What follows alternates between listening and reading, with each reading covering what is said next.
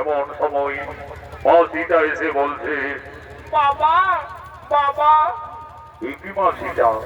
বলো মা সীতা, তোমার কি হয়েছে মা? বাবা, আমার পুত্র লাভ ওই দিকে বাবা, সেগুন বৃক্ষতলে ঘুমিয়ে আছে বাবা। আমি ততক্ষণে ওই সরোবরে থেকে স্নান সেরে জল নিয়ে ফিরে আসছি বাবা। দেখো মা সীতা, তুমি স্নানে যাবে চলে যাও, কিন্তু দেরি করো না মা, কারণ তোমার পুত্র লোক ছোট্ট বালক, সে খুবই উপদ্রব করে। সে এখন ঘুমিয়ে রয়েছে, থাক, আমি এখন এখানেই ধ্যানে আছি। যাও মা, তুমি আর বিলম্ব না করে তাড়াতাড়ি স্নান সেরে জল নিয়ে ফিরে আসবে, যাও। সীতা গেল জলানিতে, লবে গেল তার পিছে, লবে গেল দেখে উড়ে, কোথের জন্ম দিতে রে, কোথের জন্ম দিতে রে। মা সীতা সরোবরে স্নানে চলে গেলে ঋষি বাল্মীকি বসলেন পুনরায় ধ্যানে। এমন সময় লোভের ঘুম ভেঙে গেল।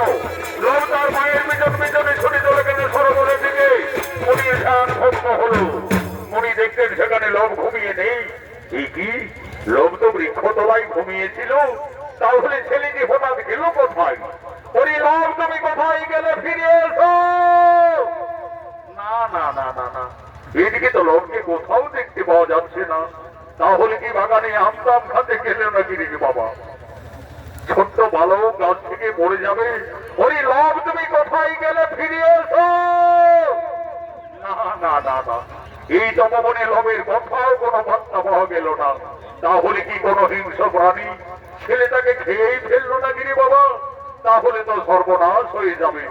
সীতা জনম দক্ষিণী বনবাসিনী, তার একমাত্র সম্বল তার পুত্র লোক।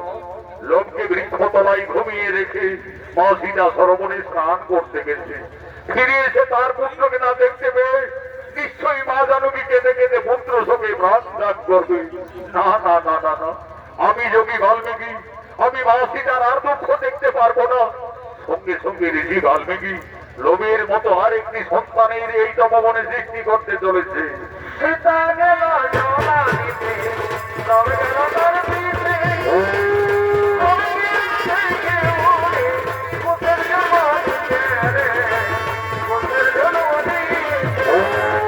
সীতা গেল জলানিতে, লবে গেল তার পিছে, লবে গেল দেখে উড়ে, কোথের জন্ম দিতে রে, কোথের জন্ম দিতে রে। সীতা সরোবর থেকে স্নান করে ফিরিয়েছে, দেখছে লোভের মতো আরেকটি ছেলে সেই বৃক্ষতলায় ঘুমিয়ে রয়েছে। বাবা বাবা, ওই ছেলেটি আবার কোন ছেলে বাবা? কেন মা সীতা, তোমার পুত্র লোক। তুমি এই তো বলে গেলে বাবা আমার সন্তান ঘুমিয়ে আছে, তাকে তুমি দেখো। আমি তো দেখছি মা, তোমার পুত্র তো বৃক্ষতলায় ঘুমিয়ে রয়েছে। না বাবা, তোমার কোথাও ভুল হচ্ছে। এই দেখো বাবা, আমার ছেলে তো আমার পিছনে পিছনে সরোবরে ছুটে গেলেন। মা সীতা, আমার ভুল হয়ে গেছে মা, আমি ভুল করে ফেলেছি মা। আমি ভেবেছিলাম লোককে এই তপবনে কোনো হিংস্র জন্তু গেয়ে দিয়েছে। আমি তোমার দুঃখ না সইতে পেরে মা জানকী, আমি যে লোভের মতো আরেকটি সন্তানের সৃষ্টি করিলাম মা। লোভ যেমনি তোমার পুত্র আমি সৃষ্টি করেছি, তার নাম হবে কুশ। কুশ হবে তোমার ঠিক তেমনি এই পুত্র কুশ। কুশ, কুশ, তুমি উঠে এসো কুশ। ওই দেখো কুশ, তোমার মাথা দাঁড়িয়ে আছে। যা কুশ, তুমি তোমার মায়ের কোলে চলে যাও। মা সীতার একটি সন্তান ছিল। ঋষি বাল্মীকির আশীর্বাদে মা জানকীর তপবনে দুইটি পুত্র হয়ে গেল। তার দুই সন্তানকে নিয়ে মা সীতা তার বনবাস জীবন আনন্দেই কাটাতে চলেছে।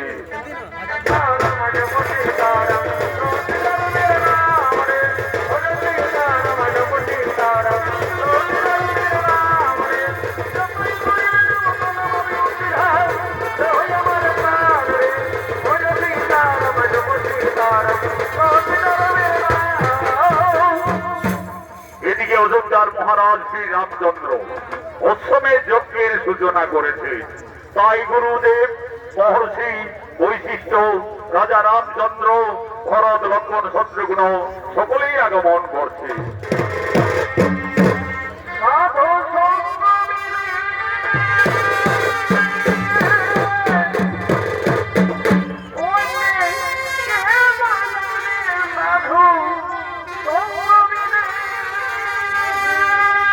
আরে ভাই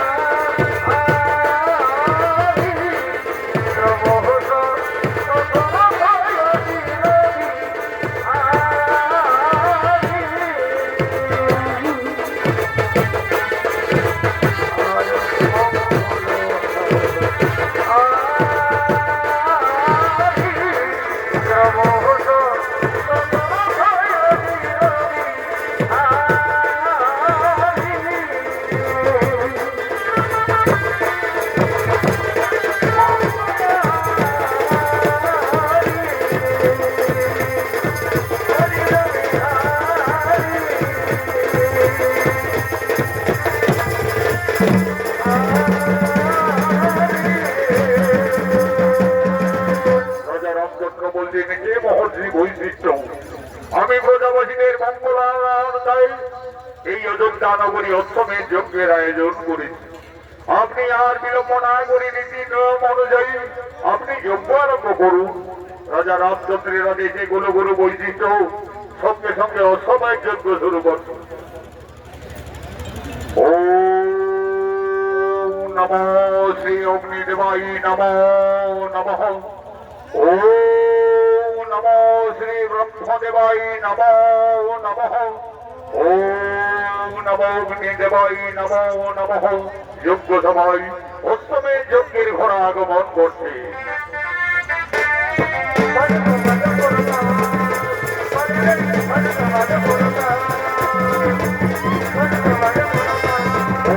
নমো শ্রী অগ্নিদেবায় নমো নমঃ। ওম নমো শ্রী ব্রহ্মদেবায় নমো নমঃ। ওম নমো স্বাহা। ওম নমো স্বাহা। এই রাজা শ্রীরামচন্দ্র আমাদের অষ্টমের যজ্ঞ প্রায় সমাপনের মুখে।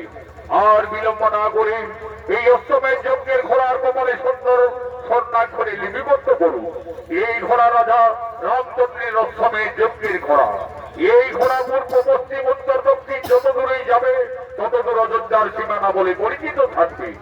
আর যদি কেউ বাহু বলে এই ঘোড়াকে বন্দী করে তাহলে রাজা শ্রীরামচন্দ্রের সঙ্গে যুদ্ধ করতে হবে। কুলগুরু বৈশিষ্ট্যের আদেশে রাজা রামচন্দ্র অশ্বমের যজ্ঞের ঘোড়ার কপালে লিপিবদ্ধ করিলেন। ঘোড়া যজ্ঞের স্থল থেকে যাচ্ছে, ঘোড়ার পিছনে পিছনে অযোধ্যার সমস্ত সেনারা যেতে লাগলেন।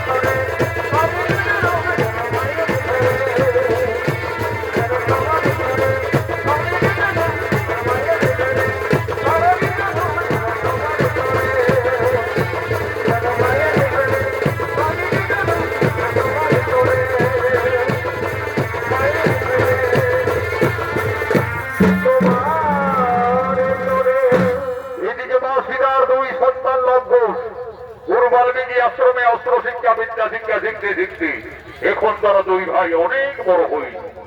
আজ তারা মনির আনন্দে মনির তপবনে খেলা করার জন্য আগমন করছে।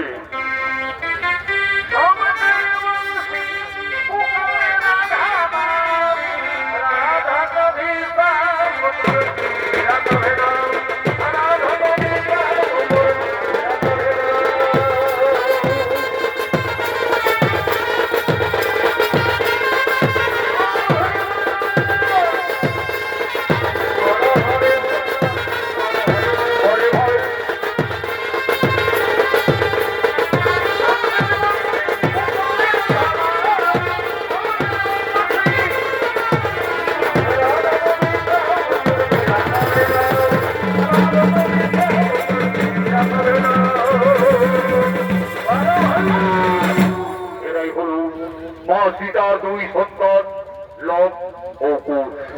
লব কুশ দুই ভাই গুরু বাল্মীকি আশ্রমে অস্ত্র শিক্ষা বিদ্যা শিক্ষা শিখতে শিখতে এখন তারা দুই ভাই অনেক বড় হয়ে যায়। আজ তারা মনির আনন্দে মনির তপবনে খেলা করার জন্য দুই ভাই আগমন করেছে। এই লব কুশের অভিনয়ে আপনাদের মহান মঞ্চে মঞ্চস্থ হয়েছে বিহার, বেঙ্গল, ঝাড়খণ্ড আন্দোলন সৃষ্টিকারী পুরুলিয়া জেলার জঙ্গলমহল মেডেল প্রাপ্ত দুই তরুণের রোমান্টিক জুটি আকাশ চন্দ্র মাহাতো, মঙ্গল চন্দ্র মাহাতো।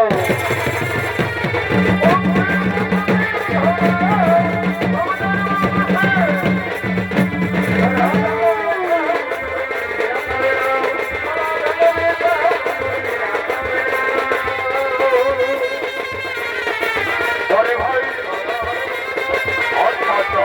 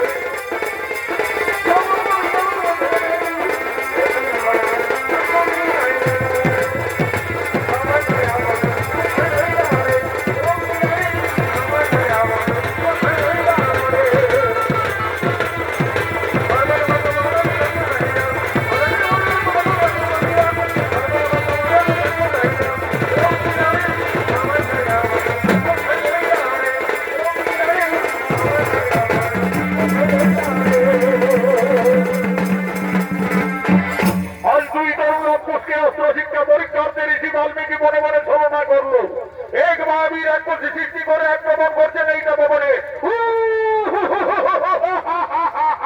ওরে ভাই কোষ, ওই দেখো ভাই একটি ভয়ঙ্কর এক বলছি এই তপবনের দিকে আসছে। চলো ভাই ততক্ষণে কুটিরে পালিয়ে যায়।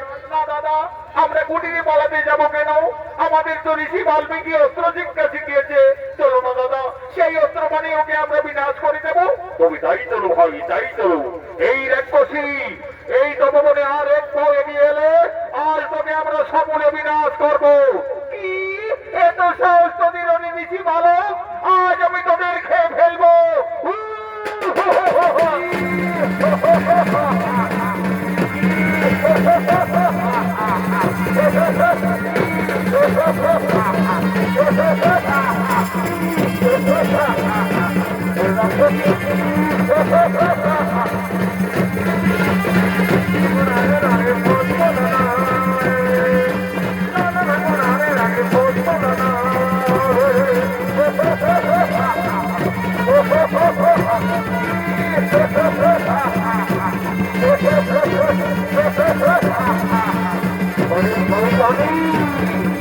আজ আমাদের হাত থেকে হয় আমাদের সৌন্দরী।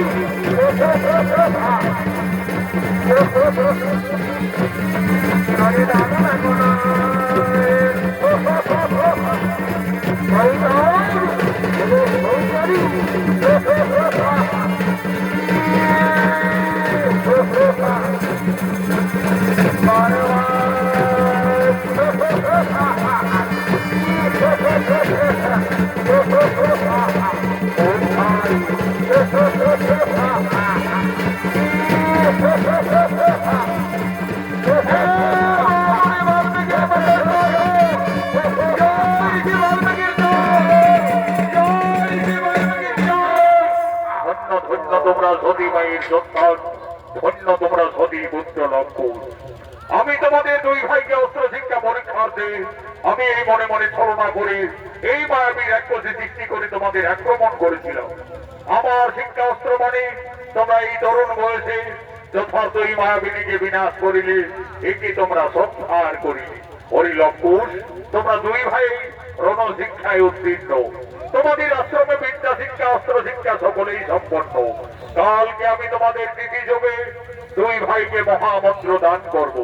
কিন্তু দেখো লক্ষ্মণ, গুরু বাল্মীকি আশ্রমে শিক্ষার পরে গুরুদেবের চরণতলে যৎকিঞ্চিৎ গুরু দক্ষিণা দিয়ে আশীর্বাদ চেয়ে নিতে হয়।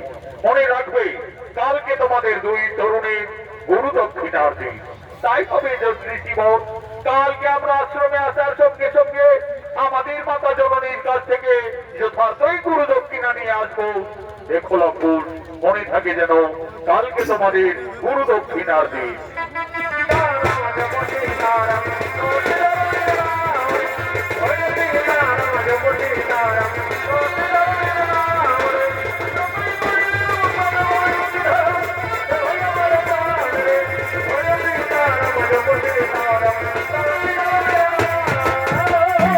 মনের আনন্দে তারা দুই ভাই চলে গেলেন কুটিরে।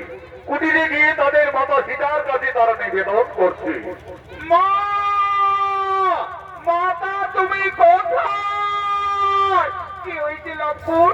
ওইভাবে মা মা চিৎকার করতে করতে কুটিরে এলি, তপবনে কিছু বিপদ হয়েছিল নাকি বাবারা? না মাতা, আজ আমরা তপবনে একটি ভয়ঙ্কর রাক্ষসীকে দুই ভাই বিনাশ করে দিয়েছি মা। আমাদের গুরুদেব বলেছেন আমরা অস্ত্র শিক্ষায় সফল হয়ে গেছি মা। আমাদের আশ্রমে বিদ্যা শিক্ষাও সম্পন্ন। কালকে আমাদের গুরু দক্ষিণা দিতে হবে। দাও মা, আমাদের গুরু দক্ষিণা দাও। ওরে লক্ষ্মণ, ওরে পুত্রগণ, তোমরা তো দুই ভাই বড় হয়েছ, তোমরা তো সকলেই বুঝতে পারছো আমরা যে বনবাসী বাবারা, আমাদের কুটিরে কিছু নেই লক্ষ্মণ। আমি কি দিয়ে তোমাদের গুরু দক্ষিণার থেকে মুক্তি করব? মা, তুমি কেঁদো না মা।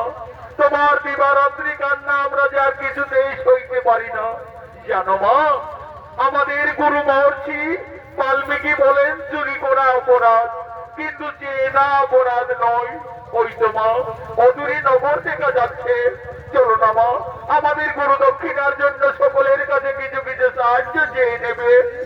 মা সীতা একদিন ছিলেন অযোধ্যায় মহারানী, আর সে ভাগ্য ফেরে সংসার হারা জনম দক্ষিণী বনচারিণী।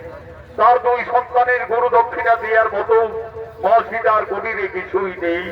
আজ মনের দুঃখে মা সীতা এই নগরের দ্বারে দ্বারে করজোড়ে সকলের কাছে নিবেদন করছে।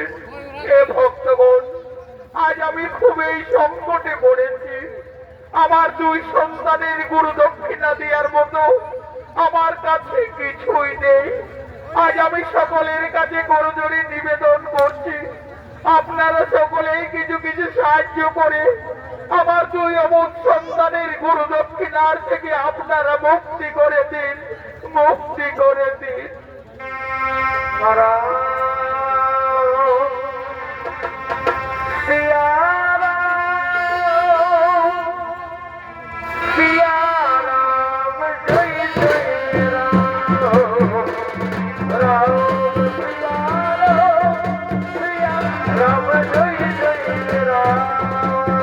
আজ মনের দুঃখে মা সীতা তার দুই অমুক সন্তান লঙ্কনের গুরু দক্ষিণার জন্য নগরে নগরে দাঁড়ে দাঁড়ে মা সীতা ভিক্ষা করতে লাগলেন।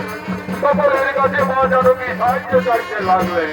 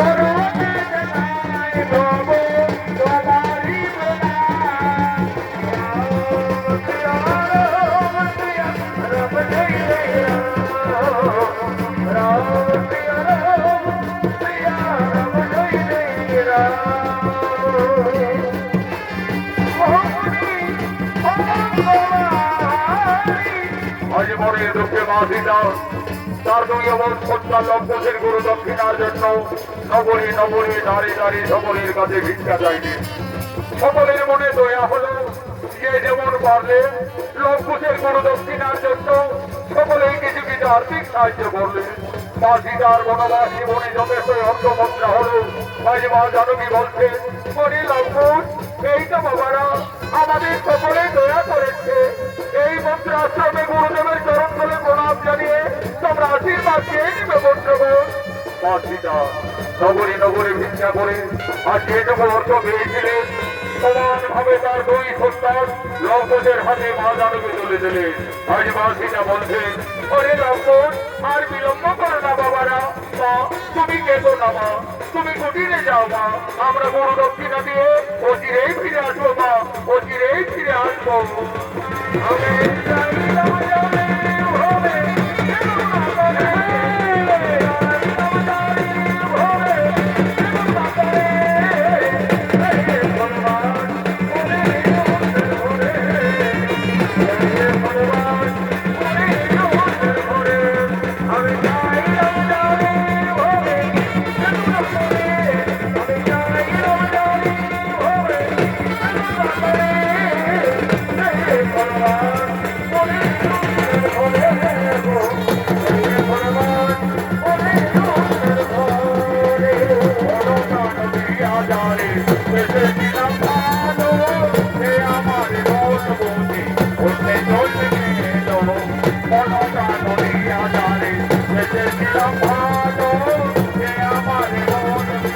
মনের আনন্দে তারা চলে গেল ঋষি বাল্মীকি আশ্রমে। আজ গরুজনে প্রণাম জানিয়ে দুই ভাই বলছেন, ঋষি ভোগ, আমরা আমাদের গরু দক্ষিণা নিয়ে এসেছি। এই সামান্য অর্থমন্ত্র নিয়ে আমাদের আশীর্বাদ করো, আমাদের গরু দক্ষিণা থেকে মুক্তি করে দাও। ধন্য ধন্য সতী পুত্র লঙ্কন, আজ আমি আনন্দিত, আমি গর্বিত। আমি তোমাদের পূর্ণ আশীর্বাদ করবো, তোমরা আরো শক্তিশালী হবে, আরো ভয়ঙ্কর যোদ্ধা হবে। এই নাম গুরুদেব, এই নাম আমাদের গুরু দক্ষিণা। হরি লঙ্কন, আমাকে যে বিশেষ কাজে কয়েকদিনের মতো গঙ্গাসা করে কপিল মুনির আশ্রমে যেতে হবে। তাই আমি এই তপবনে ফিরে আসা না পর্যন্ত তোমাদের দুই ভাইয়ের হাতে এই তপবন রক্ষার দায়িত্ব ভার দিয়ে যাচ্ছি। আমার আদেশ তোমরা পালন করবে, আমি যেন ফিরে এসে তপবনে কিছু ক্ষতি না দেখতে পাই। তাই তুমি ঋষি বল, আমরা দুই ভাই এই তপবনকে যথার্থই রক্ষা করে যাব। আমরা এই তপবনের কিছু ক্ষতি হতে দেব না। তাহলে লঙ্কন, আমি যাই কপিল মুনির আশ্রমে। রাম রাম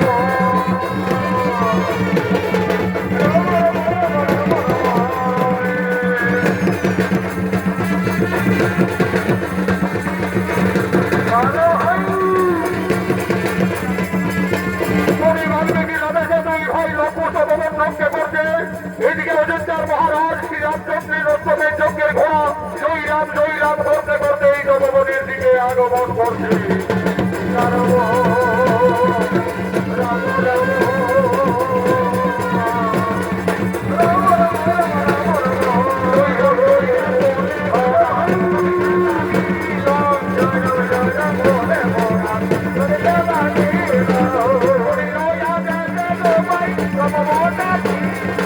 ওরে ভাই বোন, ওই দেখো ভাই, একটি কি সুন্দর ঘোড়া এই তপবনে প্রবেশ করেছে। দাদা, মস্ত বড় ঘোড়া দাদা, আমার ঘোড়ার পিঠে যাবার খুবই ইচ্ছে করে দাদা, আগে আমি একটু ঘোড়ার পিঠে যাবো। ওরে ভাই বোন, নামো নামো নামো। ওই দেখো, ওই ঘোড়ার কপালে কি লেখা রয়েছে, কি লেখা আছে দাদা? এই দেখো ভাই, এই ঘোড়া অযোধ্যার মহারাজ শ্রী রামচন্দ্রের অষ্টমীর যজ্ঞের ঘোড়া। এই ঘোড়া যত দূর যাবে তত দূর অযোধ্যার সীমানা বলে পরিচিত থাকবে। আর যদি কেউ বন্দি করে, তাহলে রাজা শ্রী রামচন্দ্রের সঙ্গে যুদ্ধ করতে হবে। দাদা, এই ঘোড়া তো আমাদের গুরু বাল্মীকির তপবনে প্রবেশ করেছে। আমাদের তো গুরুদেব তপবন রক্ষার দায়িত্ব ভার দিয়ে কপিল মুনির আশ্রমে গমন করেছে। চলো দাদা, গুরুদেবের আদেশে আমরা বন্দি করবো, প্রয়োজনে আমরা যুদ্ধই করবো। তুমি তাই চলো ভাই, তাই চলো। ওরে অন্ধ, তুমি আমাদের তপবনের বন্ধু, আমাদের খেলার সাথী। চলো ভাই বোন, আমাদের বন্ধু ঘোড়ার পিঠে চড়ে আমরা এই তপবনে খেলা করি।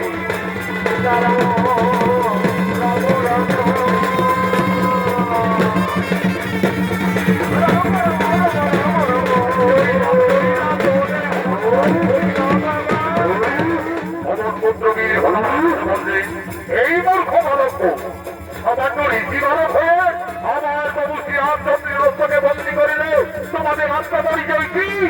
আমাদের পরিচয়, আমরা তো সতী মায়ের সন্তান, গুরু বাল্মীকি শিষ্য, দুই ভাই লঙ্কন। সতী মায়ের সন্তান অন্তর্যামী পবন পুত্রবীর হনুমান বুঝতে পারলে এরাই হলো মাতা সীতার সন্তান। আমি এদের সাথে যুদ্ধ করবো না, তার দায়িত্বে যদি আমি পরাজয় স্বীকার করি, তাহলে প্রভু শ্রী রামচন্দ্রের সঙ্গে মা সীতার এই তপবনে অবশ্যই মিলন ঘটবে। বুদ্ধিমতী হনুমান আজ ছলনা করলে এই বালক এই ঘোড়াকে না ছাড়লে এই গোটা আগাদের শেষ করে দেবো। কি হনুমান, তুমি আমাদের ভয় দেখাবে? চলে এসো, দেখি কার মারুতি কত শক্তি আছে।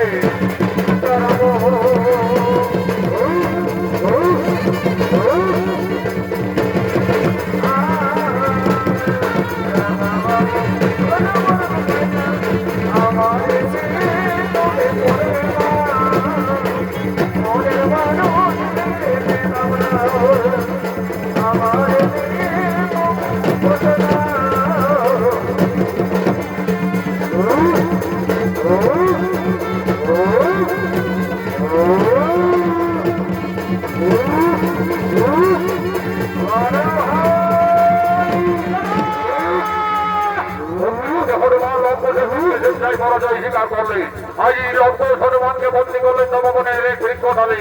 এবার সবাই উপস্থিত হয়ে গেলেন ভরত ও শত্রুঘ্ন। এই বালক আমাদের অশ্বকে এই তপবনে তোমরা বন্দী করিলে কেন? মুক্তি করে দাও, না হলে আমাদের সঙ্গে রণ করতে হবে। হ্যাঁ হ্যাঁ, আমরা রণের জন্য প্রস্তুত আছি। চলে এসো, দেখি কে হারে আর কে জিতে। রাম রাম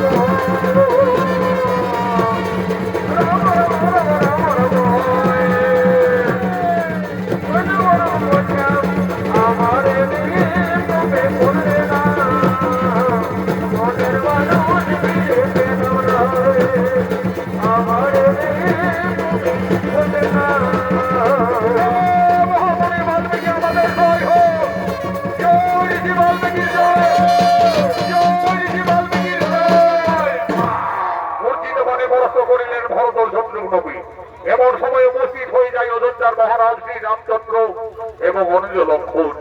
ওরে ভাই লক্ষণ, ওই দেখো ভাই, পরাস্ত করেছে আমাদের ভ্রাতা ভরত শত্রুঘ্নকে, পরাস্ত করে বন্দি রেখেছে পবন পুত্র বীর হনুমানকে, বন্দি করেছে অশ্বমের যজ্ঞের ঘোড়াকে। কেমন শক্তিশালী এই জঙ্গলে দুই ঋষি কুমার। কি বাবা তোমরা? আমরা সতী মায়ের সন্তান, গুরু বাল্মীকি শিষ্য, দুই ভাই লবকুশ। লবকুশ, দেখো লবকুশ, এই ঘোড়াকে বন্দি করে তোমরা ভুল করেছো। এই ঘোড়াকে তোমরা মুক্তি করে দাও বালক। তাহলে তুমি এই কি অযোধ্যার মহারাজ শ্রী রামচন্দ্র? হ্যাঁ বালক, তোমাদের অনুমান সত্য। আমি অযোধ্যাপতি ত্রিলোক জয়ী রাজা শ্রী রামচন্দ্র। রাজা, ওই ঘোড়ার কপালে লেখা আছে এই ঘোড়া যত দূর যাবে তত দূর অযোধ্যার সীমানা বলে পরিচিত থাকবে। হ্যাঁ বালক, তোমরা তো ঠিকই বলেছ। এই ঘোড়া আমার অশ্বমের যজ্ঞের ঘোড়া।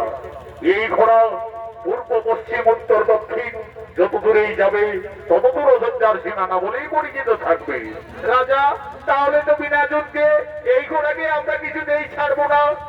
আমাদের গুরুদেব ঋষি বাল্মীকি আমাদের তপবন রক্ষার দায়িত্ব ভার দিয়ে গঙ্গাসাগরে কপিল মুনির আশ্রমে গমন করেছে। তাই তো গুরুদেবের আদেশে আমরা বন্দি রেখেছি। তাহলে তোমরা রণের জন্য প্রস্তুত হয়ে যাও বালক। আমার সঙ্গে যে তোমাদের রণ করতে হবে, আর আমি ত্রিলোক জয়ী। আমার সঙ্গে কোনোভাবেই রণে তোমরা উত্তীর্ণ হতে পারবে না। আমার রণে তোমাদের মৃত্যু হয়ে যাবে। তোমাদের মৃত্যুর সংবাদ পেয়ে তোমাদের পিতা মাতা কতই না দুঃখ পাবে। দেখো বালক, তোমরা কোন ঋষি পুত্র? কে তোমাদের পিতা, কে বা তোমাদের মাতা? আমরা তো আমাদের পিতার নাম জানি না। এইটুকু জানি সতী মায়ের সন্তান, গুরু বাল্মীকি শিষ্য, দুই ভাই লবকুশ। সতী মায়ের সন্তান, তোমরা তোমাদের পিতার নাম জানো না? আমি কিভাবে এই অবধ বালকদের সঙ্গে রণ করতে পারি? দেখো লবকুশ, তোমরা আমার পুত্র সম। যদি একবার আমায় বিনা সম্বোধন করো, আমি পুত্র ভেবে তোমাদের ক্ষমা করে দেব। এই রাজা, তোমাকে আমরা বাবা বলবো কেন? তুমি আমাদের বাবা বলো। শান্ত হও বালক। আমি যদি তোমাদের বাবা সম্বোধন করি, তাহলে বিনা যুদ্ধে আমার এই অশ্বকে তোমরা ছেড়ে দেবে তো? তা না হয়ে পরে দেখা যাবে, আগে বলে দেখো না। আচ্ছা বালক, আমি না হয় তোমাদের বাবাই বললাম। এই রাজা, তুমি কাকে বাবা বললে? আমাকে বাবা বললে না আমার দাদা লবকে বাবা বললে? কেন বালক, আমি তোমাদের দুইজনকে বাবা বললাম। তাহলে বলো দেখি রাজা, তোমার মায়ের গোটা স্বামী।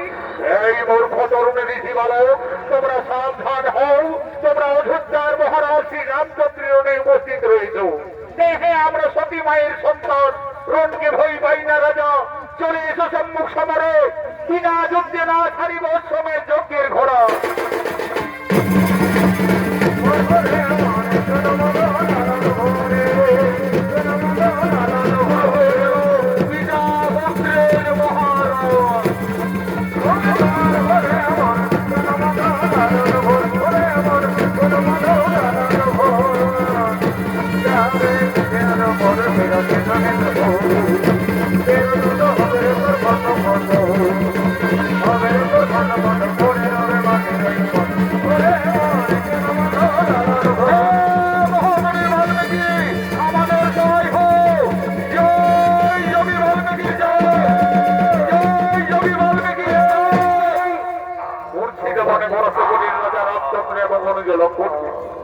এদিকে যোগী বাল্মীকি কপিল মুনির আশ্রম থেকে তপবনে ফিরে এসে দেখছে রঙ্গ সর্বনাশ করে রেখেছে।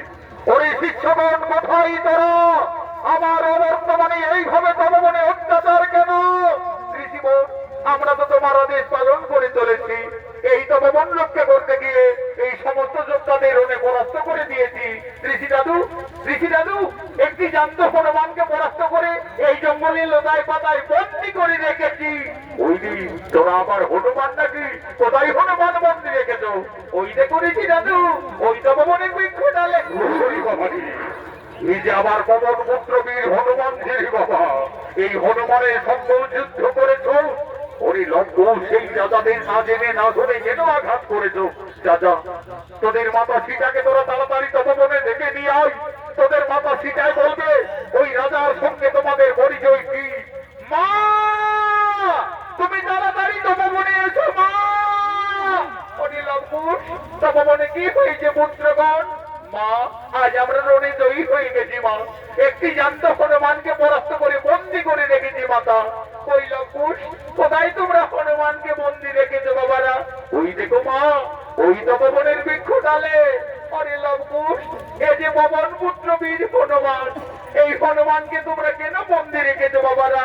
দে লকুশ, হনুমানকে তোরা তাড়াতাড়ি মুক্তি করে দে। ওই হনুমান একদিন আমার মান রেখেছে। ওই হনুমান আমার জন্য লঙ্কায় কতই না দুঃখ পেয়েছে। সে বাবারা, তোরা হনুমানকে তাড়াতাড়ি ছেড়ে দে।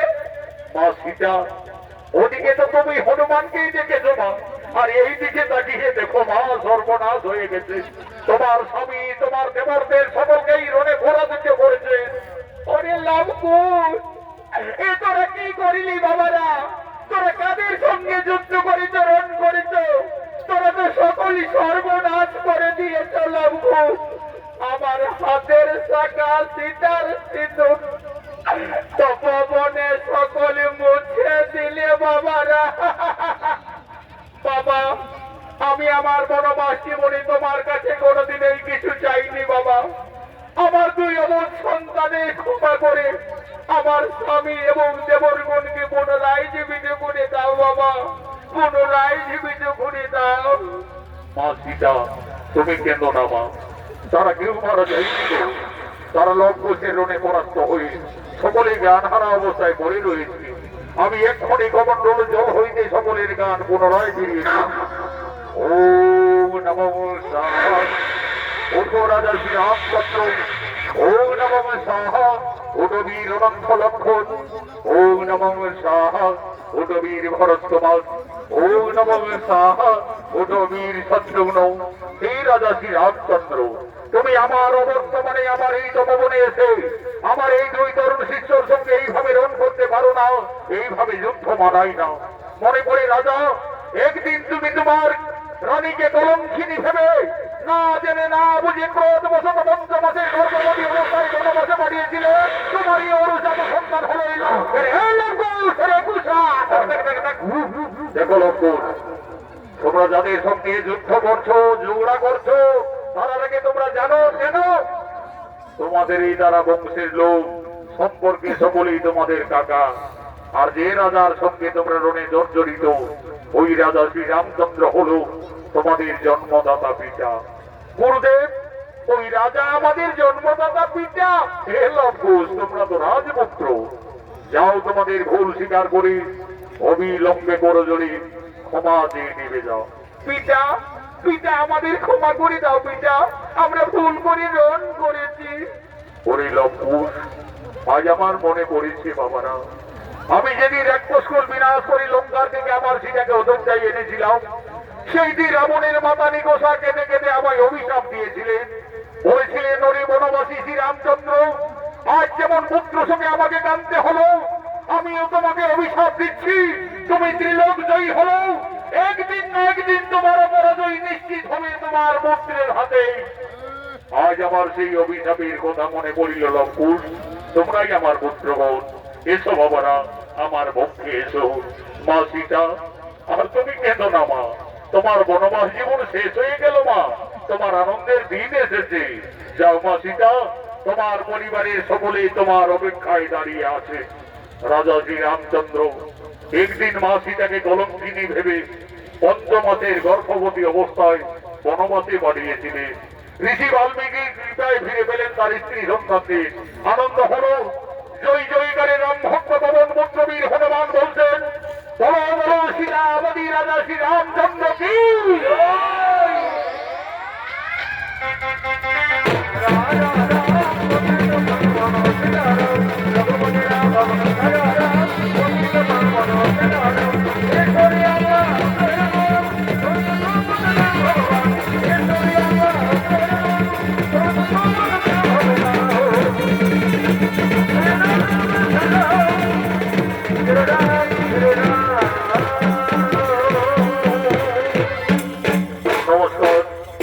নমস্কার মহামান্য দর্শক মন্ডলী, মা ভাই বোনেরা, ভারতীয় জনকল্যাণ জনিত সমিতি অর্থাৎ সনত মাত ও সম্প্রদায় দ্বিতীয় নৃত্যমালা মা সীতার বনবাস হইতে পিতা পুত্রীর মহারণ নৃত্যমালাটি এখানেই সমাপ্ত করা হলো।